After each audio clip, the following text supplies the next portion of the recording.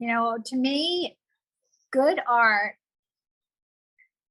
is more than brings to it, which means you get something that you didn't have after looking at hopefully one of my paintings. I mean, the comment that I get the most is that people love my colors and they love my textures, and they say it's beautiful.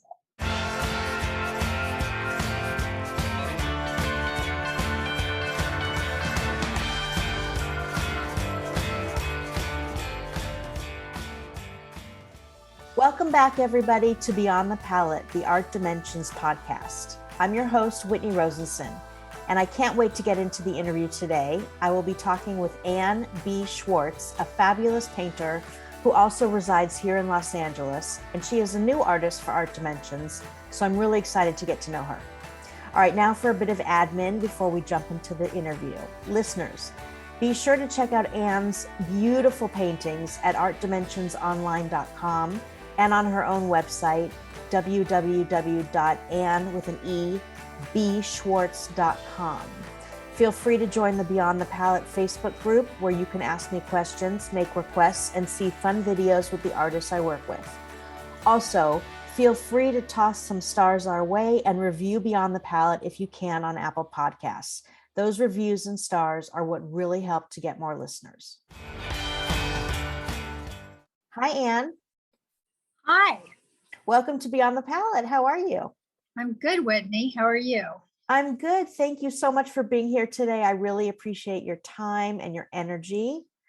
So thank you. And we're going to just chat about your process. So my first question, let's dive in.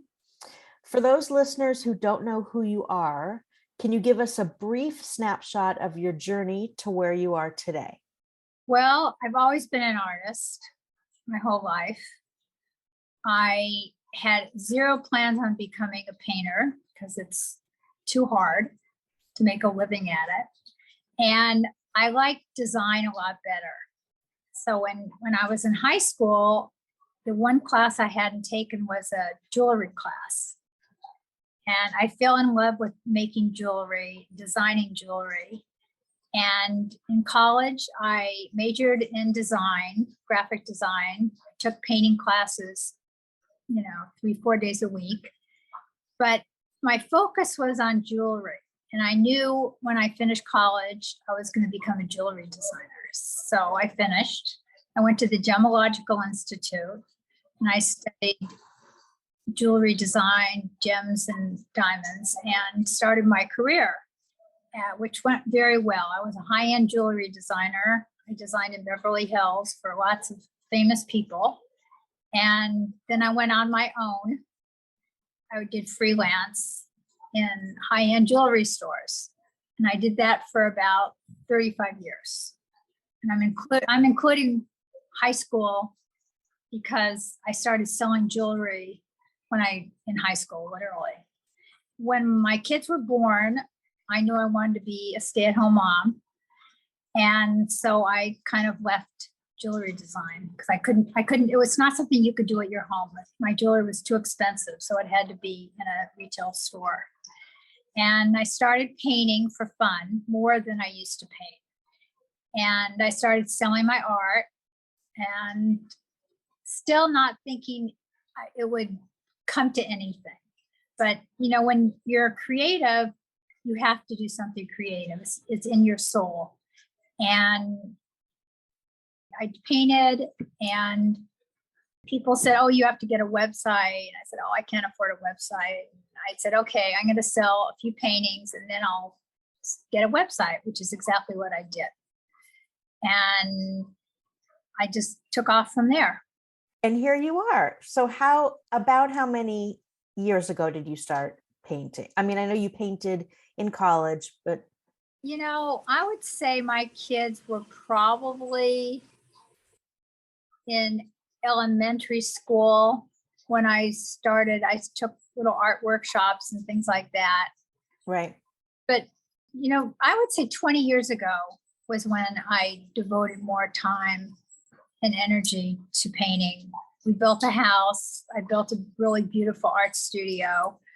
So I had no excuse. My kids were older. They didn't need me around as much to do things.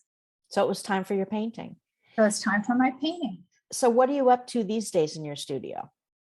Well, I just finished something yesterday, a 45 by 42, very thick, lots of white and some light yellows and golds, which fortunately I think I sold.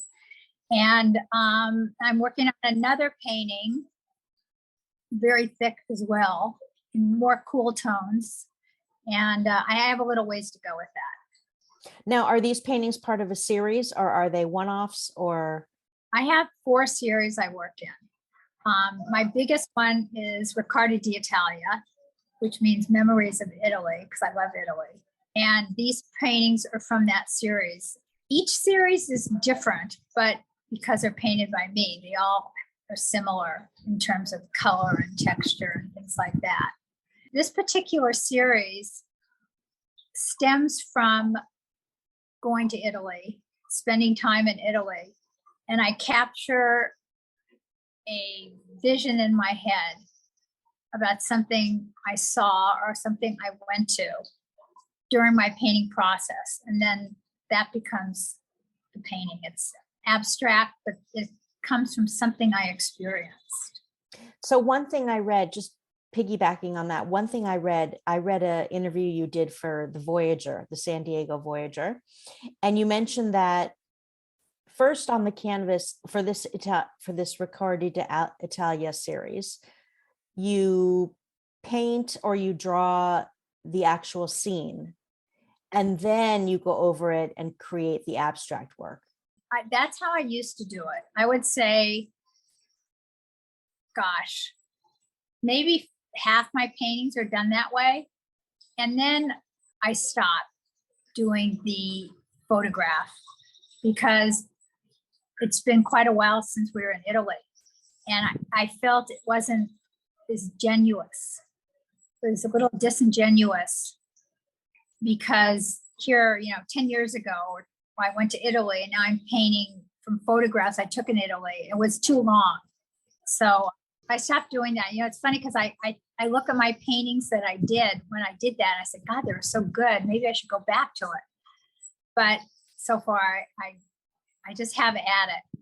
Your four series, which I want to let the listeners know, you can see these at annbschwartz.com, and Anna's with an E, is the Crystal Auras, the Riccardi d'Italia, the Burst, and the Shapes. Yes. Those are the series. Okay. Awesome. What are your favorite materials to work with and why? It depends on the series. My Crystal Aura series is based on gems and minerals and caves and gold and precious stones, things that I used to work with. That's my oldest series. And it was a very good segue from jewelry to art because I captured the golds and I captured the different colored gems and the sparkle. And in that series, it was acrylic on canvas and it's a lot of different kinds of medium. I used mica, it causes the painting to sparkle. And I would use glass beads and, lots of different things. It's fun. It's more playing. And I did really well with that series. Is that your favorite series out of all 4, if you had to pick one? No. Okay. No, probably Riccardi is my favorite series just because Crystal Aura, I sold a lot, but I don't know. I think I like oil paint and I like thick oil paint. And with Crystal Auras, I can't use oil because I layer color after color and it would take forever. Way too long to dry. I would lose interest in the painting. So in Riccardi, I use oil. All my other series, I use oil. And I just love the texture and the buttery. I like taking a palette knife and scooping it into thick paint and just go, onto the canvas. Can you explain what the sumi-e Oriental style? Sumi-e. How do you say it? Sumi-e. Sumi-e. What is that? I'll tell you. Sumi-e is Oriental brush paint. You've probably seen screens and paintings of bamboo and mountains. It's Chinese or Japanese way of painting. And there are lots of rules. You have to hold the brush a certain way. You dip it 3 times. You first dip it in water and then halfway to a color, and then the tip is a darker color. So it's full of rules. And when I was designing jewelry, I missed painting, and I just took a class on sumi-e, and I fell in love with it. I loved it because there's no room for error. You never go back over. Like in regular painting, you do something, and if you screw it up, you just mess it up. You paint over it. But in sumi-e, you can't do that. You have to think where your shape is going to be and your brush stroke is going to be, and then you do it. I studied it for years. I studied it when we used to live in the Bay Area. And then we moved back down here. I took classes in it. And it's funny, when my kids were in elementary school, I volunteered teaching every single grade. They went from kindergarten to 12th grade, sumi-e. So I'd had these little 5-year-old kids saying, "Oh, I can't do that." And at the end of the class, they were able to paint bamboo. Oh, wonderful. Yeah. And I would bring them everything you need. That was my give back to school. Right. You're volunteering.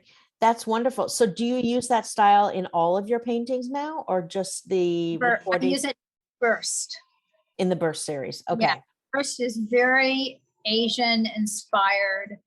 I use exact same principles. Even though I used oil paint, I would dilute it so that I could do the same gestures that I did in sumi-e. Wonderful. Okay. I understand. I had no idea what sumi-e was, but thank you for explaining that. But you know what I'm talking about, right? The Oriental, that's what they call it. Yes. Well, I took, Birds. I majored in the history of art in college. And so we studied all of that. It's interesting about sumi-e because when you study with somebody new, the first thing they say to you is do bamboo, paint bamboo. And that teaches the teacher how good you are, how advanced you are, because everything stems from the bamboo. Oh, okay. So interesting. Yeah, very, very interesting. Very meditative. It's great. So what inspires you to paint? I mean, besides this style of this sumi-e or an Asian style of painting, what else inspires you? Life. I'm an avid gardener. I'm fortunate to have a beautiful yard with hundreds of flowers. I mean, I'm outside now, I have so many lilies blooming and roses before the drought takes it all away. But that's a really big inspiration. It's funny because every week I pick flowers and I arrange them around the house. And those same colors are in my paintings. That inspires me a lot. I love hiking. I love nature. That's very inspiring to me as well. That's awesome. And also I have to be creative. I have to do it. Yep. Well, when you can't do it, like when you get painter's block, do you actually get painter's block? And if so, how do you deal with it? I do not get painter's block. I paint a lot of bad paintings that I don't like. And usually I'm able to turn them into something that I think is good. Okay. Most of the time. I guess in my stage of life, I look back, I painted a whole bunch of paintings. I painted hundreds of paintings. I don't need to paint any more paintings. If I said, okay, I'm not painting anymore, I still have enough. But I like to do it. So I do it. So I really don't have a painter's block. The only time I don't really want to paint is if I'm busy doing other things. If I'm sad about something, I can't paint. Okay. During the beginning of COVID, right? Nothing. I just could not. Was that because you were sick or because you were? No, I wasn't sick. The world was so bad. Yeah. And it was just, this is such a horrible, horrible thing that people were dying. My husband's a physician and he would come home telling me, he said, The whole lobby is full of patients. They turned the whole lobby into a COVID ward. It's And so, it people were was so dying. depressing. Yeah. Yeah, and so I couldn't paint.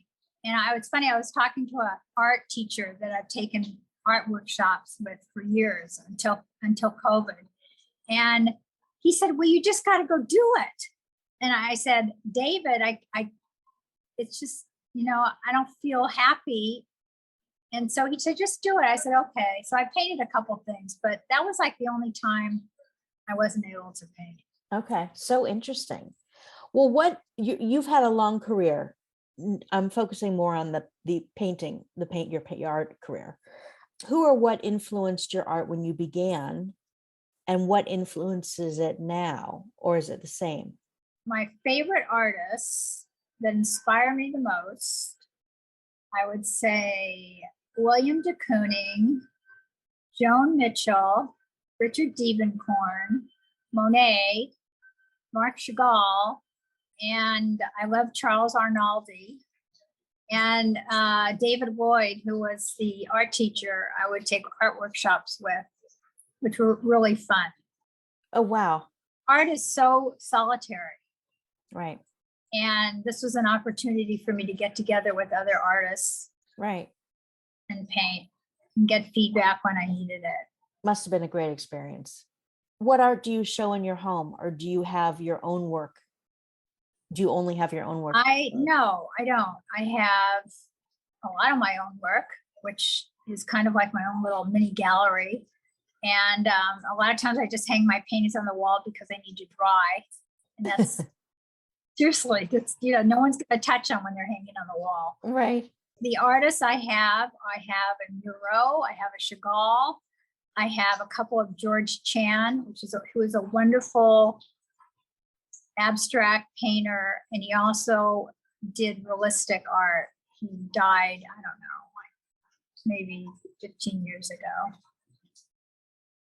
But he was very inspirational. He had an art studio at the old farmers market that now is the Grove. That's what I was going to say. Okay. Yeah. I mean, there's the farmers market's still there, but he had a studio there. And when I was a little girl, when I was a baby, my mom would take me there and I would watch him paint. And he painted all these paintings of you. Oh my gosh. And because at that time he was painting portraits. Mm-hmm. Do you still have those? I do, in the attic. But when my husband and I got married, we wanted to buy one of his paintings, and he painted huge abstract paintings. So we bought one of his abstracts. It's hanging in our living room, and I love it. Oh, that's awesome. Yeah. Just that you made that decision together, but it's awesome, that he did all those portraits of you as a baby. Those amazing. I know. I was like a year old or something, I don't know, younger. I'd love to see those. All right, we're going to wrap up a bit. What do you hope people will get from your paintings? Joy. To me, good art is more than brings to it, which means you get something that you didn't have after looking at hopefully one of my paintings.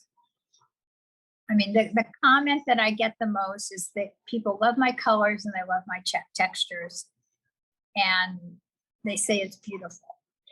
You want your paintings to move the viewer in some way. Yes. I want them to have some passion. Fantastic. Anne, thank you. It was so great to chat with you. It was so much fun. Is there anything you want the listeners to know before we sign off? You know where to find me. That's great. And I also one thing I also do commissions. Okay. Thank you. So tell people what commissions are, just in case some of the listeners are not aware of what it is. Well, in my case, for instance, I did a commission not too long ago. I did a painting that hung in the Pasadena Showcase House, and it sold. And the designer's client loved it. And after looking for something for her new house, she couldn't find anything she liked better than the painting that was sold. So she asked me to do something similar. So I won't ever paint exactly, because you can't. But It had the same movement, the same colors. How big was it? The original was, I think, 47 by 40. I think this was like 54 by 54, something like that. Okay, but square, which I love. I Yeah. love square shaped Yeah. things. All right. Well, listeners and Anne, thank you so much. Listeners, thank you for tuning in.